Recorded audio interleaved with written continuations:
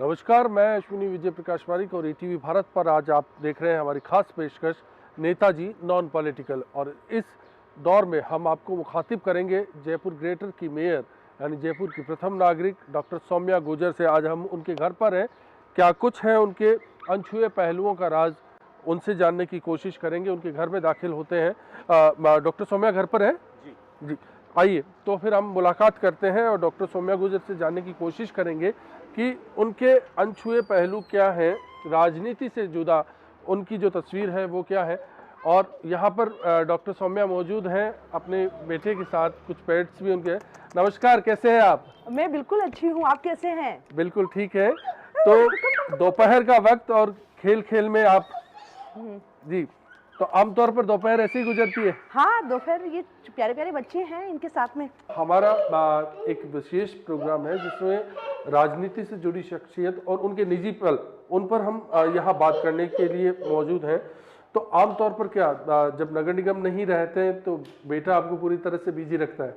देखिए, अभी भी आप दोपहर है और दोपहर के अंदर भी अगर हम इन बच्चों के साथ में खेल रहे हैं तो अभी तो दिल तो बच्चा है जी। हमारा बचपन, अभी ये बच्चे फिर भी फ़ोन मोबाइल इनमें सब लगे रहते हैं, दिन भर वीडियोस देखना यूट्यूब पे।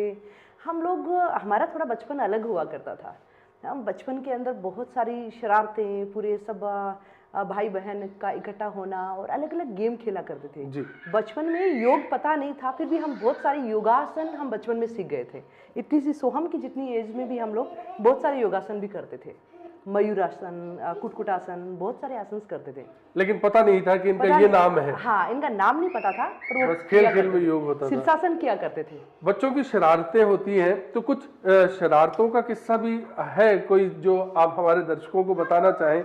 ऐसा आज भी आपको वो किस्सा याद आता है और आपके चेहरे पे मुस्कुराहट आ जाती है?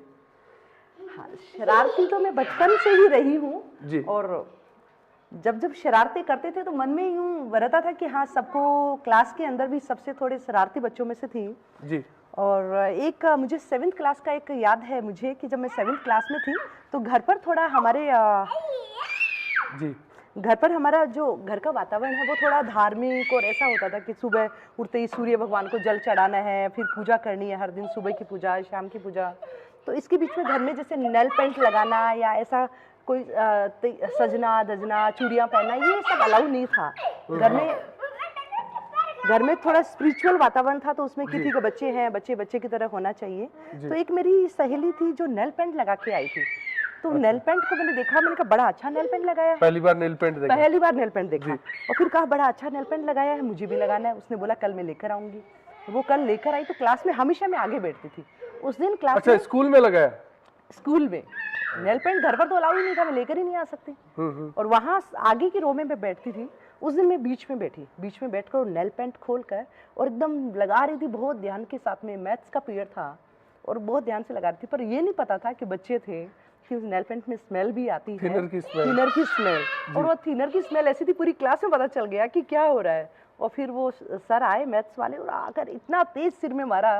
तो बागवानी का शौक, सब्जियां क्या घर की ही पसंद करती है सब्जियां, कि शहर वालों को क्या सीख देना चाह रही है? मुझे लगता है कि जितना खाओ पर अच्छा खाओ, शुद्ध खाओ।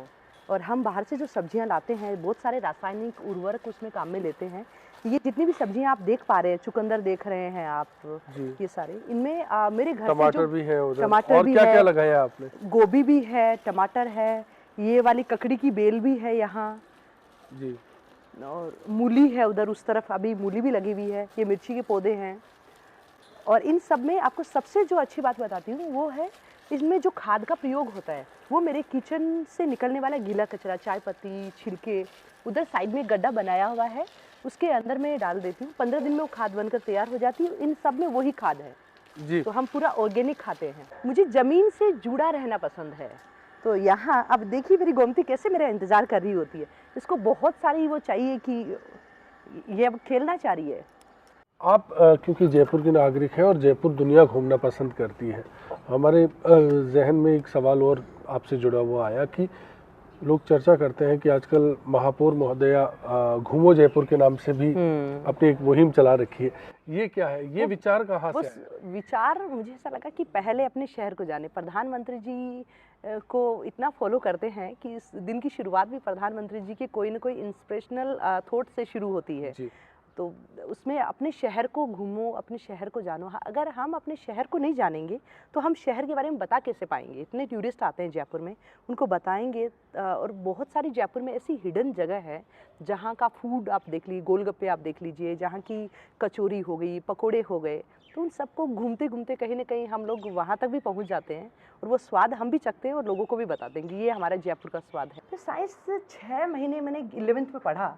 पढ़ते हुए मुझे लगा कि ये मेरे काम की बिल्कुल भी चीज़ नहीं है, क्योंकि जीवन में आनंद जो है वो बड़ा महत्वपूर्ण होता है।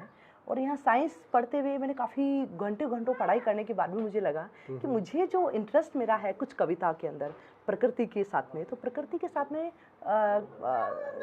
निराला है। निराला बहुत अच्छी कविताएं लिखते, तो उनकी कविताएं पढ़ी, कबीर के दोहे पढ़े, रहीमदास जी के दोहे पढ़े, तो फिर मुझे लगा कि ये मैं गलत ट्रैक पे आ गई हूँ। मेरा ट्रैक, मुझे मेरी कविता। निराला की कोई पंक्ति जो आज भी आपको प्रेरणा देती है? निराला की बहुत सारी है। एक तो ए पेड़ के पुराने पत्तों तुम झड़ जाओ, नई कोपल को आने दो, तो वो अपने आप में एक पीढ़ी का परिवर्तन सिखाता है।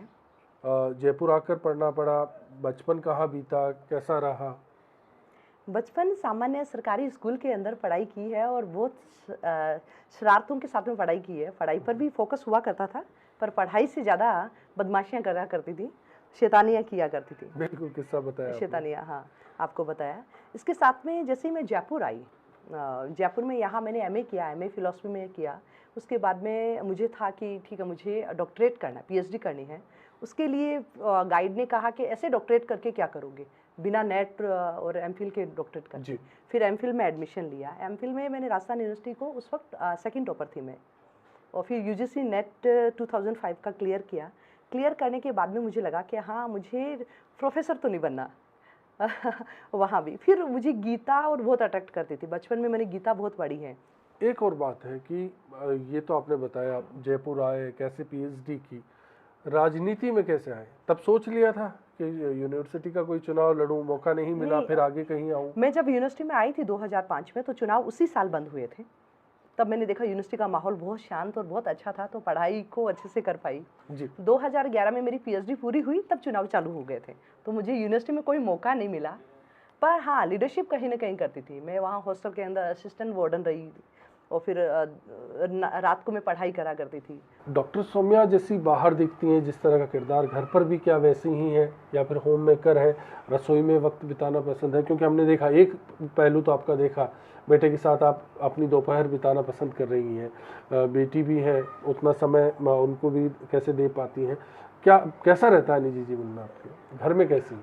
वैसे जो दायित्व है उसमें समय निकाल पाना बहुत मुश्किल होता है, पर घर से बाहर निकलते ही मेयर बन जाती हूँ, और घर में जैसे ही अंदर घुसती हूँ तो मेयर बाहर ही छोड़ के आती हूँ। घर में एक बच्चे की माँ, पत्नी, और जो सारी जिम्मेदारियाँ हैं घर की, वो भी पूरा निर्वहन करती हूँ। हम कोई ज़रूरी काम होता है तो फिर गिल्ट भी फील होता है, मुझे लगता है मैं बच्चे की परफॉर्मेंस के लिए मैं नहीं जान पाई थी। बच्चे कभी ख्वाहिश करते हैं कि आज ये बनाकर खिला दीजिए या फिर ये लेकर आइए?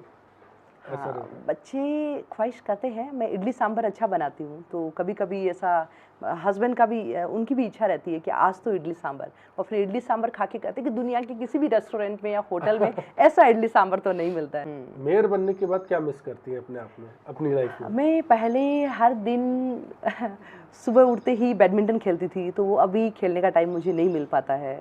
योगा भी किया करती थी, अलग अलग योगासन। और पहले जब भी मैं बाहर निकलती थी तो गोलगप्पे खाती थी अब गोलगप्पे खाते हुए थोड़ा मतलब ऐसा लगता है कि अच्छा, मेयर भी गोलगप्पे खाती है, तो थोड़ा उस शर्म से भी अपने आप को रोक लेती हूँ कि गोलगप्पे में भी सबसे पहले एक ठीक है, पुदीना वाला चलो चलने दो, अब मिक्स करिए, इसमें थोड़ा मीठा करिए, थोड़ा खट्टा करिए, फिर उसमें और फ्लेवर चेंज करवा के, और आखिर में सब दही, हाँ कॉम्प्लीमेंट्री और फिर वो तो जिद के साथ में खाता ही थे, नहीं भैया ठीक है, इतना तो ये तो खिलाना ही खिलाना है। ऐसा तो यूनिवर्सिटी में जब बीइंग स्टूडेंट आप रही, वार्डन रही, तब भी रहा होगा कि आज कुछ खाने की तलब लगी है और कैंपस के रूल तोड़कर बाहर जाएं। कभी ऐसा भी हुआ कि आपने रूल तोड़े? तोड़ा है। शादियों का नवंबर दिसंबर का टाइम है, शादियों का सीजन था, तो फिर ऐसे मतलब लड़कियां बताती थी कि अच्छा, लड़के तो बाहर हॉस्टल वाले हो, बाहर जाके शादियों में खाना खा के आते हैं। फिर मैंने कहा अरे लड़के खा सकते तो लड़कियाँ क्यों नहीं खा सकती? वही लड़कों से बराबरी करना कि अच्छा वो खा सकते हैं तो हम क्यों नहीं खा सकते। आज भी याद है मुझे, बिरला ऑडिटोरियम के बिल्कुल सामने होटल हवेली, वहाँ हम शादी में गए और बहुत अच्छी सी शादी थी। और वहाँ शादी में भी हमने बड़े कॉन्फिडेंस के साथ में खाना खाया। हमें मन में डर भी, मन में डर लग रहा था कहीं पकड़े गए तो फिर घर वालों को फ़ोन लगेंगे और फिर घर से डांट पड़ेगी। पर फिर थोड़ा अंदर मन में डर था, ऊपर हिम्मत दिखाई और फिर योद्धा की तरह अंदर गए, बिल्कुल बातें करते हुए, देखो कितना अच्छा अरेंजमेंट है, कितना अच्छा ये है। फिर दूल्हा और दुल्हन के बिल्कुल सामने लास्ट में आइसक्रीम खाई, वो भी दूल्हा दुल्हन के बिल्कुल सामने कि दूल्हा कितना अच्छा लग रहा है, दुल्हन कितनी अच्छी लग रही है। फिर लास्ट में पान खाते, फिर बाहर आ गए। बाहर आते ही पूरी धक धक जो तेज धड़कन तेज हो रही थी वो रिलैक्स हो गई कि हाँ हमने कर लिया, फर्स्ट टास्क पास हुआ। डॉक्टर सौम्या, जयपुर ग्रेटर की मेयर, प्रथम नागरिक, निजी जिंदगी में कैसी हैं, किस तरह से दिखती हैं और किस तरह से सोचती हैं, क्या घर पर होता है, इन तमाम सवालों का जवाब लेकर आप तक पहुंचने की कोशिश की। फिलहाल के लिए इतना ही। जुड़े रहिए ईटीवी भारत।